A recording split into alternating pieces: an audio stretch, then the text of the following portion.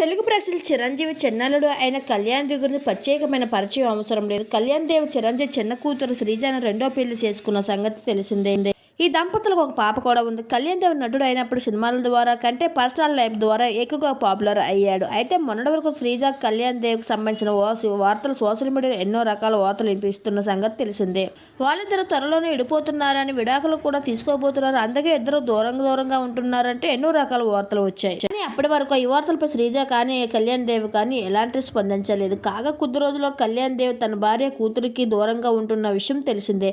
దాంతో అనేక రకాల అనుమానాలు వ్యక్తమవుతున్నాయి. అంతేకాకుండా శ్రీజ తన ఇన్స్టాగ్రామ్ హ్యాండిల్ చేస్తుండగా ఇన్స్టాలో శ్రీజ కొనదలుగా పేరు మార్చుకోవడం, అలాగే భర్త కళ్యాణ్ దేవ్ని అన్ఫాలో చేయడం వార్తలకు మరింత ఆక్సిజన్ పూరుస్తుంది. అయితే అంతేకాదు కళ్యాణ్ దేవ్ కూడా మెగా ఫ్యామిలీలో జరిగే ఎటువంటి ఫంక్షన్లు కూడా హాజరు కావడం లేదు.